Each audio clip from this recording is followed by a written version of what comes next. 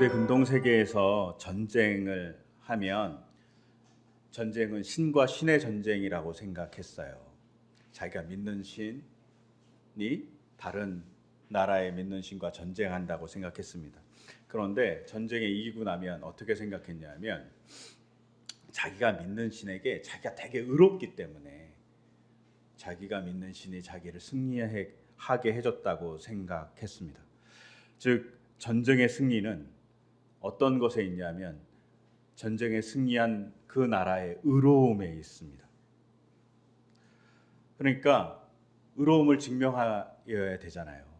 그 신한테. 그러니까 그 신한테 의로움을 증명할 때는 예물도 잘 드리고 혹은 신이 얘기한 대로 잘 따라야만 합니다. 그래서 고대 사람들은 신에게 제물을 열심히 바쳤어요. 잘 보이려고. 그래서 성경에 보면 놀라운 장면이 있습니다. 열왕기하 3장에 보면 모압 왕이 전쟁을 하다가 자기가 너무 불리했어요. 이스라엘한테 질 것 같은 거예요. 그러니까 어떻게 했을까요? 제사를 드리긴 했어요. 뭘로 제사를 드렸을까요? 뭘로 제사를, 자기의 의로움, 내가 당신 모압 왕이 섬기는 신한테 내가 이렇게까지 당신을 믿습니다. 그러면서 자기의 의로움을 증명하려고 뭘로 제사를 드렸을까요? 모압 왕은 그 당시 자기의 왕위를 이을 왕세자를 제물로 바칩니다. 자기 아들을 제물로 바칩니다. 그리고 그 광경을 봤던 이스라엘 백성이 공포에 질려갖고 후퇴하고 전쟁은 종식나게 됩니다. 자기의 의로움을 증명하기 위해서 제물을 이렇게 바치는 거죠. 이게 이스라엘 땅에 없었냐? 이스라엘에도 있었어요. 언제? 사사기에 보면 입다라는 사람이 전쟁을 하러 나갑니다. 의로움을 증명하기 위해서 이렇게 얘기합니다. 하나님, 제가 이 전쟁에 이기면 가장 먼저 내가 승리해서 돌아올 때 나를 맞이하는 사람을 제물로 바치겠습니다. 라고 하나님께 약속을 합니다. 그리고 입다를 가장 먼저 맞이한 사람이 누굴까요? 입다의 딸입니다. 입다의 딸이고 입다의 딸은 제물로 바쳐집니다. 이것의 문제를 옳다 그르다의 문제를 빼고 고대 사람들은 제물을 잘 드리는 걸 의롭다고 생각한 것이죠.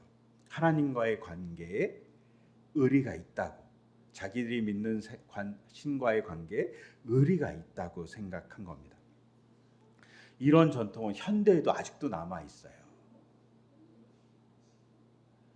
제가 오래전에 한 20년 전쯤, 20년은 조금 안 된 것 같고, 오래전에 태국에 처음 간 적이 있어요. 처음 갔는데 그때 만난 사람 중에 한 명이 무당이었어요.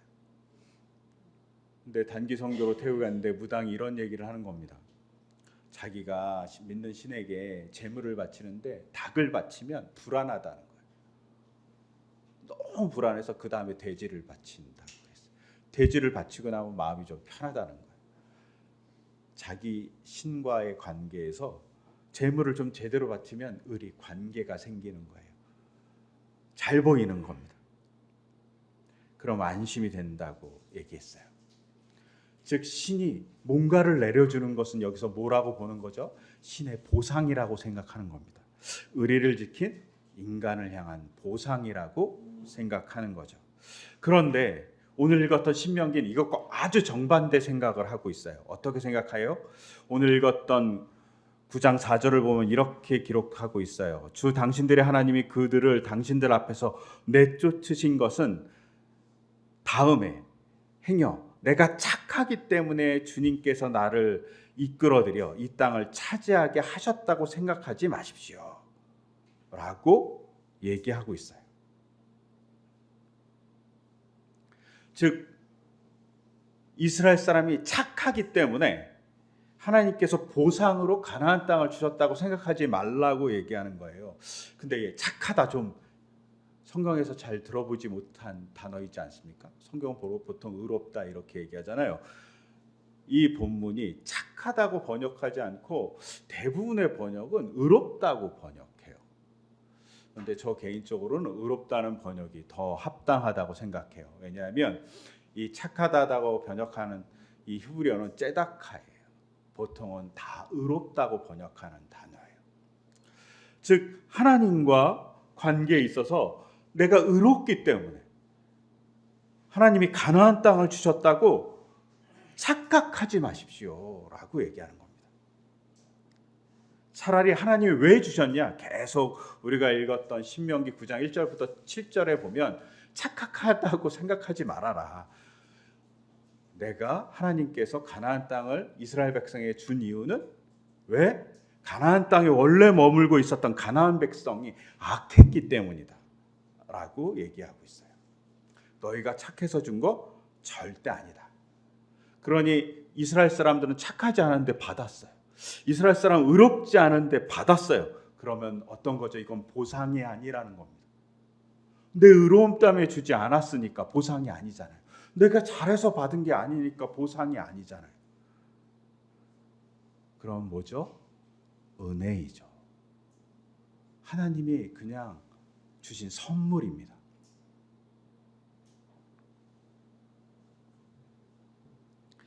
그래서 오늘 읽었던 신명기 9장 5절에는 이렇게 기록하고 있어요. 당신들이 마음이 착하고 바르기 때문에 당신들이 들어가서 그들의 땅을 차지하도록 하신 것이 아니라 여기에 있는 이 민족들이 악하기 때문에 주 당신들의 하나님이 그들을 당신들 앞에서 내쫓은 것이다 라고 얘기합니다. 이걸 절대 잊지 마라. 너희가 땅을 받은 것은 너희가 의롭기 때문이 아니다 라고 얘기해 주는 거죠. 부모가 자녀를 사랑할 때 자녀가 의롭기 때문에 사랑하나요? 그러면 아마 자녀들은 대부분 집에서 쫓겨났을 거예요. 자녀들의 대부분은 의롭지 않아요. 왜? 의로운 관계가 될 수 없죠. 자녀들은 사랑받을 존재이기 때문입니다. 그러니까 사랑받을 존재니까 은혜를 베푸는 거죠. 하나님에게 우리도 마찬가지예요. 별로 의롭지 않은 존재입니다. 근데 그에게 가나안 땅을 주신 건, 특히 이스라엘 백성에 가나안 땅을 주신 건 사랑받을 존재로 보시기 때문이에요. 그래서 주님의 선물을 주시는 거죠.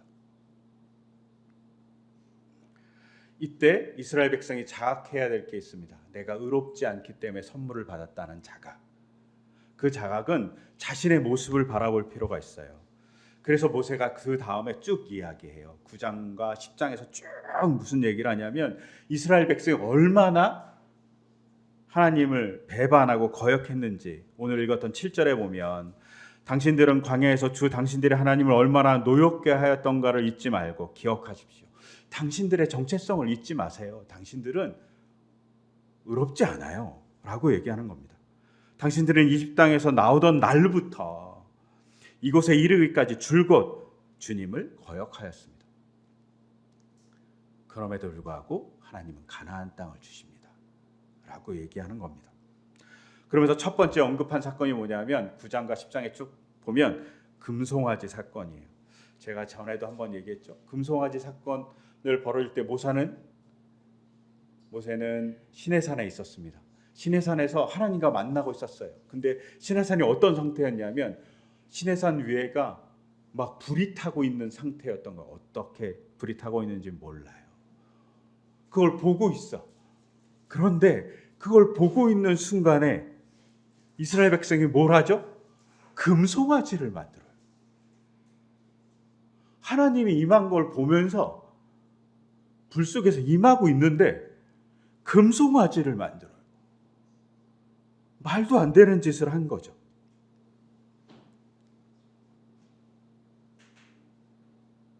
하나님이 막 분노하시잖아요.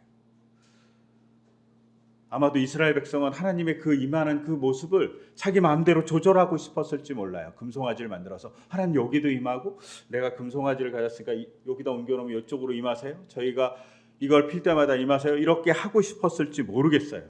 그런데 하나님은 거기에 진노하십니다. 또 어떻습니까? 이스라엘 사람들이 다베라는 곳에서 하나님이 진노하는 불꽃을 만나요. 그래서 막 사람들이 죽게 돼요. 왜요? 거기서 막 원망해요. 뭘 원망했는지 몰라요. 그런데 원망했어요. 그러니까 그 원망으로 하나님이 분노하셨어요. 또 어떻습니까? 마사에서는 물이 없어서 막 하나님을 원망해요. 또한 기브로 핫다와라는 곳에서는 고기를 못 먹으니까 만나만 먹어갖고 너무 빵만 먹으니까 너무 맛이 없어요. 막 그러면서 하나님을 원망해요. 그러다가 고기를 너무 많이 먹어갖고 사람들이 죽어요. 고기 먹다가. 불평을 끊임없이 하고 하나님의 길에 막 배반하기도 해요. 근데 결정적으로 배반한 장면이 어디 나오냐? 가데스 바냐에서 이스라엘 사람들이 한 광야를 1년 정도 헤매다가 가데스 바냐에서 드디어 정탐꾼을 보내서 가나안 땅을 정탐하게 됩니다. 근데 가나안 땅을 정탐하고 돌아온 이스라엘 백성이 뭐라 그러냐면 정탐꾼들이 그건 갈 수 없는 땅이라고. 성읍은 높고 성읍들은 대단히 광대하고 사람들은 안악자성과 같이 거인입니다. 우리가 상대할 수 없습니다. 우리는 메뚜기 같아요 라고 얘기합니다. 그래서 실망하고 그들이 가나안 땅에 올라가지 않으려고 하니까 하나님이 벌로 광야를 40년 돌게 만드셨어요. 이 정도로 끊임없이 이스라엘 백성은 하나님의 말씀을 순종하지 않았던 광야 생활이 있어요. 이걸 인식하라는 거죠. 너희가 의로워서 준 것이 아니라는 거예요.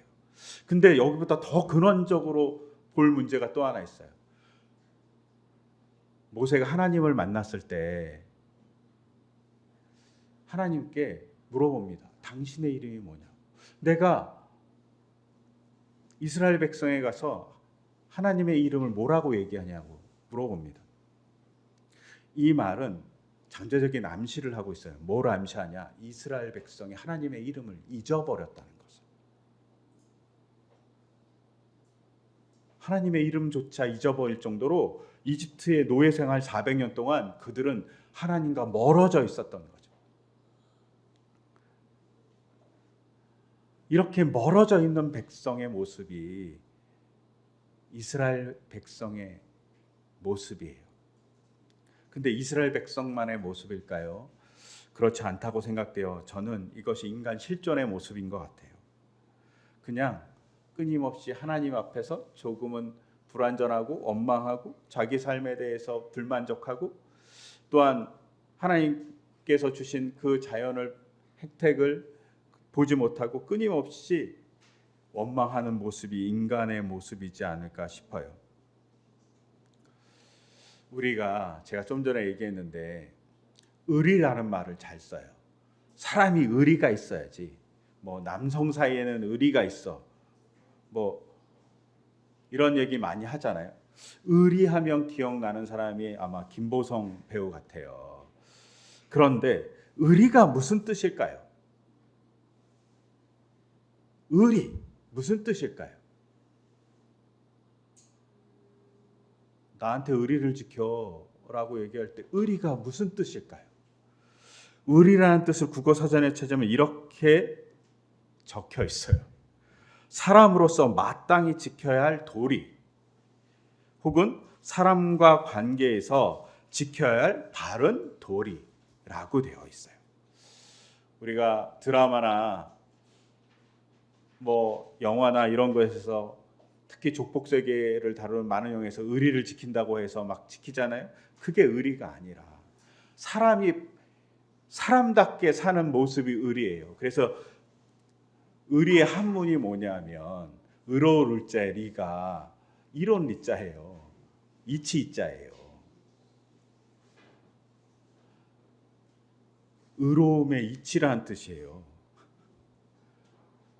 그러니까 의로움을 제대로 행하는 게 의리인 거예요.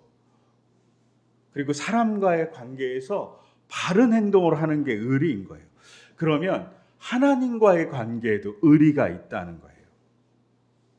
그런데 이스라엘 백성은 하나님의 관계에서 의리를 지키지 못해요. 바른 관계를 지키지 않잖아요. 만나를 주신 것에 대해서 감사하지 않고, 고기를 주시면 고기를 주신 것에 감사하지 않고 자기의 욕구를 충족하는 것에 바빠요.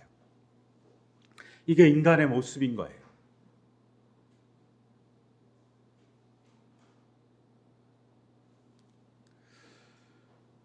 근데 이렇게 의리를 모르는 인간을 자각시키기 위해서 행동하는 사람이 있어요. 그게 누구냐? 모세입니다.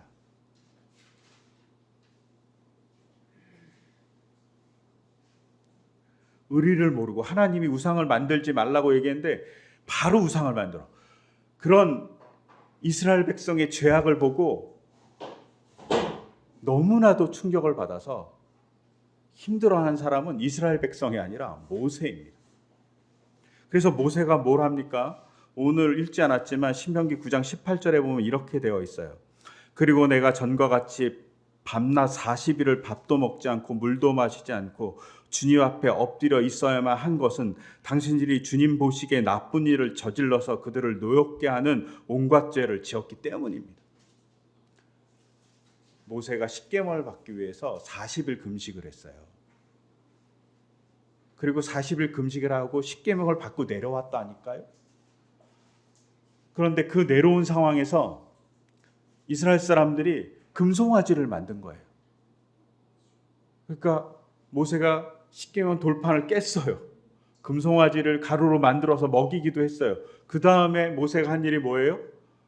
다시 올라가서 40일 금식을 한 거예요. 하나님, 살려달라고. 나 말고 우리 백성을.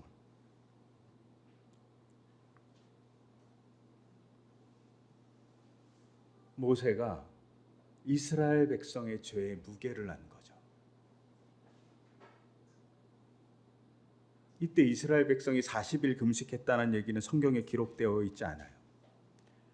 이스라엘 백성은 아마 모세가 그렇게 분노하고 올라간 것에 대해서 긴장했을 뿐이지 떨어지는 만나를 모아서 먹고 메추라기를 잡아서 먹고 이랬을 거예요. 근데 죄에 민감한 모세는 산에 올라가서 40일을 또 금식해요. 그러면 80일이 된 거잖아요. 그런데 하나님이 여기에 또 한 번 더 요구해요. 뭘 요구하냐? 십계명을 다시 줄 테니 돌판을 만들어 갖고 다시 올라오라 그래요. 돌판을 만들기 위해서 성경에 기록된 대로 보면 또 올라가서 40일 금식을 또 한 번 해요. 모세가 총 120일을 금식한 거예요. 살 수 없겠죠? 이건 말이 안 되겠죠. 40일 금식하는 얘기를 많이 들었는데 모세가 총 120일을 금식해요. 이게 뭐 정말이냐 아니냐의 문제보다 정말 중요한 건 뭘 얘기하냐면 죄의 심각성을 어떻게 인식하느냐에 달려 있어요. 모세가 심각하게 인식하는 겁니다. 자기 백성의 죄가 십계명을 받을 때에 그 금식하고 하나님을 만나는 그 시간과의 무게와 똑같은 거예요. 회개의 자리가, 중보자의 자리가 이런 거죠. 자기가 범죄하지 않았어요. 저는 그래서 중보기도란 말이 무서울 때가 있어요. 함부로 할 말이 아니다.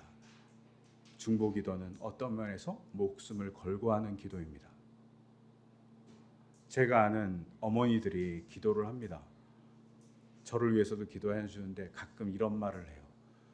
기도하다가 무릎이 다 나갔다. 기도하다가 심장이 다 망가졌다. 정말 기도하는 자의 말이에요. 기도하는 분들의 말은 목숨을 걸고 중보기도하죠. 저는 그게 무섭습니다. 함부로 얘기할 말이 아니라 저희가 서로 기도해 줘야 되죠. 그런데 죄에 민감할 때의 기도는 무릎이 다 나갈 정도로, 심장이 다 망가질 정도로 기도하는 것이죠.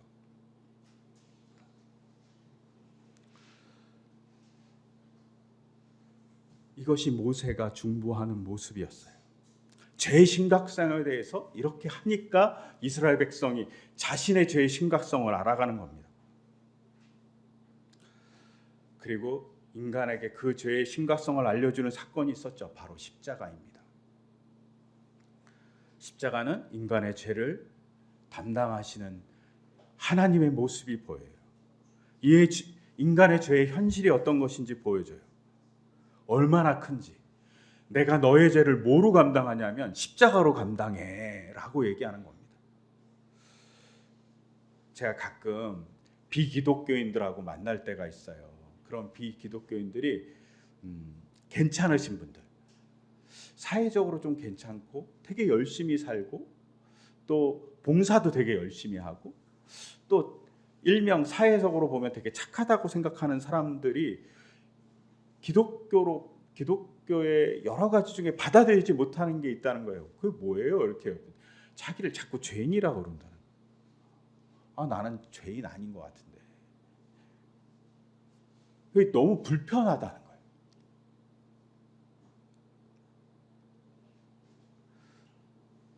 그런데 정말 죄인이 아닐까요? 사람들에게 비교해서 비슷한 사람들과 비교해서 훨씬 나은 행동을 한다고 해서 죄인이 아닐까요? 그의 작은 삶의 자리에 하나하나가 언제나 바를까요? 그렇지 않습니다. 제가 학교 다닐 때 고등학교, 중학교 때 지금은 어떤지 모르겠어요. 아이들이 뭘 속였냐면 부모님한테 참고서 살게요. 돈을 달라고 그러고 참고서 안 사고 그냥 간식 사 먹고 친구들하고 놀았어요. 부모님한테 물어보면 알 수도 있을지 몰라요. 그런 과거가 있는 분들이 있을 수 있어요. 혹은 친구 집에 놀러 간다고 얘기해놓고 딴 데 가서 논 적도 있어요. 뭐 이런 분들도 많아요. 우린 또 요새 어떻습니까? 우리의 청소년들은 게임 안 했어요. 하지만 게임을 했다는 말이죠.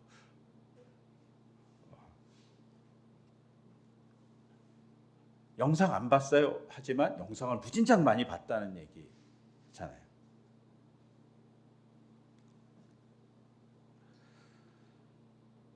거짓말이 별거 아닌 것 같죠. 그런데 가끔 이런 회사 생활하면 또 이런 거짓말을 해요. 지각을 해요. 지각을 하면 어떤 사람이 이렇게 얘기합니다. 저 몸이 아파서 오늘은 조금 늦을게요. 사실은 늦잠을 잔 거죠. 면접을 볼 때 자기는 동아리 활동을 열심히 하고 팀워크 정말 잘 이룰 수 있어요. 하지만 정작 일할 때는 팀워크를 이루지 못하는 사람이 있어요. 또한 면접을 보고 자기 어필해요. 능력이 이만큼 있다고. 근데 그 능력을 보고 다 믿지 않아요. 그래도 어느 정도 할 줄 알겠지. 근데 정말 채용했는데 그 일을 하나도 못해. 이런 사람도 존재해요. 깜짝 놀랍니다. 정말 하나도 못합니까? 이렇게 물어봐야 돼요. 그럼 어떤 일이 벌어집니까? 그 사람의 거짓말로 공동체가 어려워집니다. 그 사람의 거짓말로 회사나 직장이 어려움을 겪게 돼요. 또 어떤 일이 있습니까? 우리는 험담을 하거나 뒷담화를 해서 한 사람의 삶을 완전히 파괴하기도 해요. 끊임없이 따돌리거나 끊임없이 누군가를 미워하는 것 때문에 한 사람의 영혼이 파괴되기도 해요. 별거 아닌 것 같은 그 행동이 사람에게 어려움을 만들어주는 겁니다. 인간의 욕심이 만들어낸 의도적인 거짓말 때문에 어려운 일이 벌어진 적이 되게 많아요. 2016년 11월에 미국 대선이 막 진행될 때 힐러리 클린턴과 민주당 고위 인사들이 워싱턴 DC에 코맥 핑퐁이라는 피자 가게에서 아동 성매매 조직을 운영한다는 허위 주장이 온라인에 막 퍼졌어요. 가짜예요. 근데 이걸 본 한 사람이 에드가 메디슨 웰치라는 사람이 그것을 정말 믿고 그 피자 가게에 찾아가서 소총을 난사했어요. 다 다행히 인명피해는 없었어요. 거짓말이 누군가에게 폭력을 일으킬 수 있는 거예요. 또한 의도적인 거짓말이 나라를 망치는 일도 있어요. 1945년 12월 27일 날 동아일보에서, 이거는 역사적 사실이니까 정확하게 얘기할게요. 동아일보에서 게재된 거예요. 동아일보에 뭐라고 게재됐냐면, 소련이 신탁 통치를 주장하고 미국은 한국의 즉시 독립을 주장한다. 이렇게 신문에 기사를 낸 거예요. 그러자 신탁 통치를 조금 찬성하고 있었던 좌측과 신탁 통치를 반대하고 있었던 우측이 엄청나게 충돌하게 됩니다. 근데 사실은 미국이 신탁 통치를 주장하고 소련은 여기에 대해서 약간 묵묵부답이었어요. 누군가 의도적인 거짓말을 한 거예요. 근데 누군가 의도적인 거짓말을 해서 무슨 일이 벌어졌냐? 남북이 분단된 80년이 왔습니다. 너무 아프죠. 광복한 지 4개월 만에 나라가 쪼개졌어요. 별거 아닌 것 같은 조금 과한 욕심의 거짓말이 나라만이 아니라 민족을 반으로 쪼갰고 지금까지 아픔을 겪고 있어요. 정말 이 거짓말을 의도적으로 한 사람은 정말 못된 사람이에요.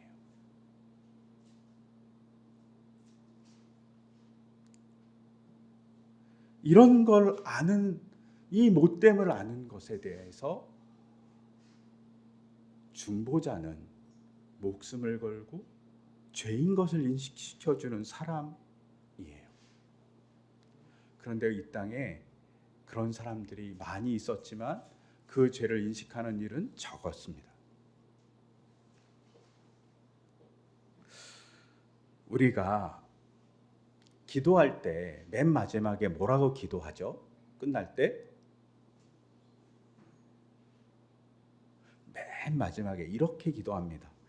예수 그리스도의 이름으로 기도합니다. 아멘. 꼭 이걸 붙입니다. 왜요? 예수님이 기도의 중보자라고 생각하기 때문이에요. 이 관행구 속에는, 예수님의 이름으로 기도한다는 관행구 속에는 하나님의 뜻을 따라 내가 기도합니다라는 의미도 포함되어 있고, 예수님을 구원자로 믿습니다라는 고백도 포함되어 있고, 기도를 들어주실 예수님을 믿습니다라는 고백도 들어가 있어요. 그런데 여기엔 더 중요한 하나의 고백이 있어요. 내 기도의 중보자가, 하나님께 전달할 중보자가 예수님이라는 거예요. 근데 그 예수님이 어떻게 우리의 중보자가 됩니까?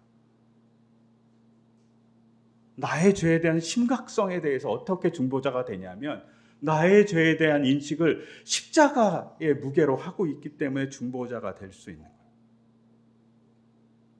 내 거짓말을, 내 이익을 추구하기 위해서 내가 조금 잘못된 행동을 하는 것에 대해서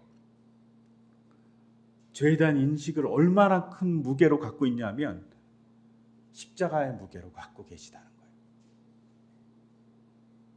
그리고 그것을 중보해 주는 거예요. 그것이 예수님의 사랑이고 예수님이 중보자로 있는 이유입니다. 이런 의미에서 오늘날 우리 세상을 또 바라볼 필요가 있어요.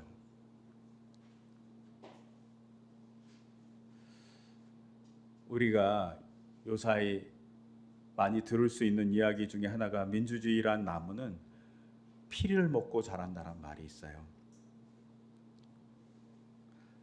민주주의가 잘 되려면 시민의 희생을 요구한다는 거예요. 이거는 정확히 누가 한 말인지는 알 수 없지만 토머스 제퍼슨이라는 미국의 3대 대통령이 이런 말을 했다고 해요. 자유의 나무는 때때로 애국자와 압제자의 피로 새롭게 되어야 한다. 되게 특이하죠. 저는 이 문구를 읽고 되게 특이하다고 생각했어요. 자유라는 나무는 때때로 애국자의 피로 새롭게 되어야 한다 이렇게 얘기한 게 아니라 자유라는 나무는 때때로 애국자와 압제자의 피로 새롭게 된다는 거예요. 압제자가 있어요. 압제자의 폭력이 있을 때 애국자들이 또 희생을 함으로 자유는 새롭게 다시 인식된다는 거죠. 이 말과 민주주의가 매칭돼서 최근에는 민주주의란 나오는 피를 먹고 자란다는 말이 태어났다고 제가 들었던 것 같아요.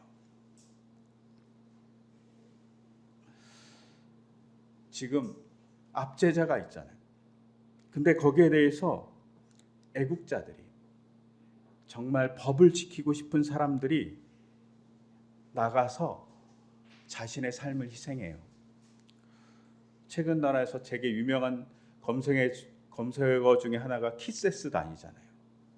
이 추위에 한남동이든 광화문에 나가서 음박 담요를 덮고 시위를 하는 MZ의 젊은 세대들을 일컫는 말입니다. 그들의 희생이 민주주의를 만드는 거죠. 근데 그들이 왜 그런 일을 합니까? 법을 지키지 않고 불의한 자들에 대한 감수성이 남보다 뛰어나기 때문입니다. 그들이 민주주의를 향한 중보자이죠. 민주주의를 향한 희생자들입니다. 그들의 삶의 일부를요. 이런 건 우리 사회에 되게 많이 있습니다. 고공철탑에서 노동자를 위해서 열심히 일하시고 쟁투해 주는 분들, 크레인의 좁은 곳에서 아픈 노동자들을 위해서 시위해 주는 분들, 철거촌에서 끊임없이 막내에 올라와서 힘들어하게 자기의 삶을 보호해 달라고 외치는 분들,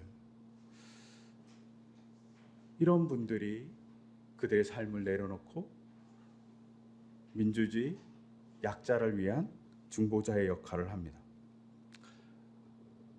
이것이 반대편에도 분명히 존재할 겁니다. 지도자가 돌아가셨을 때 중보자로서의 역할을 잘했던 사람은 어떤 걸 했냐면, 제가 되게 좋아하는 지도자가 호치민인데, 호치민이 돌아가셨을 때 남아있는 게 딱 2개였다고 들었어요. 재산이 딱 2개. 낡은 신발과 낡은 타자기. 호치민이 남긴 유일한 재산이라는 거죠. 그래서 베트남 사람들이 호치민을 존경합니다. 프랑스가 베트남을 점령했었는데, 프랑스가 2000년에 세계에서 존경하는 인물 100인을 뽑아서 전시했어요. 근데 거기에 호치민이 들어가요.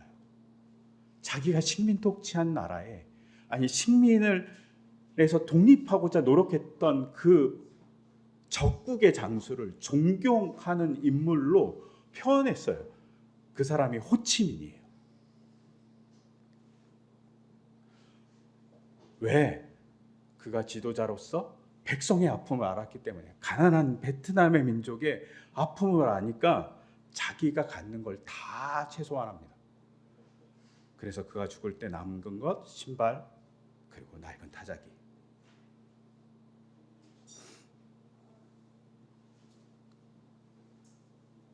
백성의 중보자로 호치민이 있었던 거죠.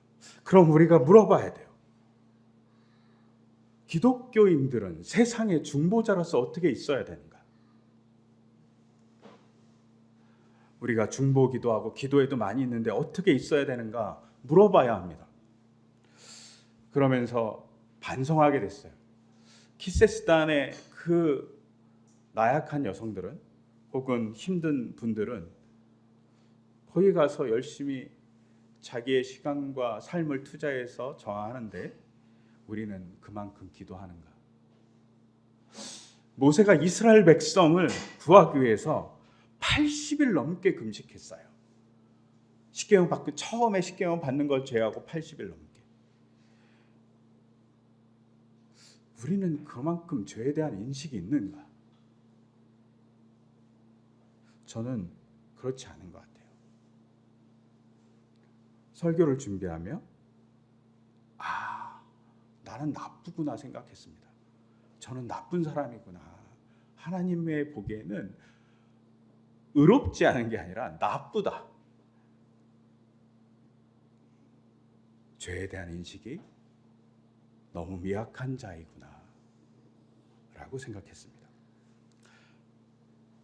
근데 모세가 이렇게 인식하니까 백성들은 자신의 존재적 가치를, 실존적 가치를 의롭지 않다고 생각합니다. 그러니까 가나안 땅이 주어졌을 때 뭐라고 생각해요? 의로움의 대가가 아니라 은혜라고 생각합니다. 여러분, 우리가 받은 건 은혜입니다. 은혜를 절대 잊지 않는 우리의 삶이 되기를 소망해요. 그리고 은혜를 은혜답게 만드는 것에 대해서 하나님이 요구하신 건 하나님의 말씀을 따라 살아가는 겁니다. 여러분, 법치 국가잖아요. 지금 우리는 법치 국가가 제가 기억하는 한 17세기 이후에 만들어진 개념이에요. 법에 따라서 모든 사람이 법 앞에 평등하다. 이게 17세기 이후의 얘기예요. 그런데 이스라엘 백성은 율법을 받을 때, 십계명을 받을 때 이미 법치 국가를 향해서 가고 있었어요. 하나님의 법에 따라 살아. 하나님의 법에 따라서 모든 사람이 평등하다는 얘기를 이스라엘 백성은 모세가 시내산에 율법을 받을 때부터 시작된 겁니다. 여러분, 그것을 알고 살아가는 것을 우리에게 요구하시는 거죠. 우리가 그런 세상을 만들어가는 우리 삶이기를 소망해요.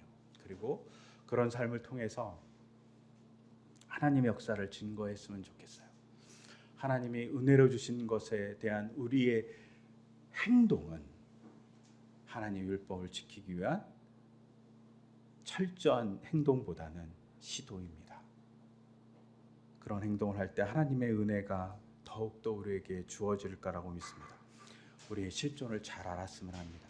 그리고 우리의 실존을 잘 알고 그 실존에 따라서 주님께서 주시는 은혜를 우리가 잘 알고 그거에 감사할 줄 아는 우리의 삶이 되기를, 또 그것 때문에 올해 또 하나님의 복을 많이 받는 우리의 삶이 되기를 소망합니다. 그런 소망을 담아서 이 시간 기도하겠습니다.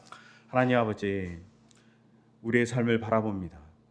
모세는 죄에 민감하여 우리의 죄를 너무나도 심각하게 생각했기 때문에 40일 금식을 하며 또한 40일 율법을 받기 위해서 하나님께 가며 죄를 통감했습니다.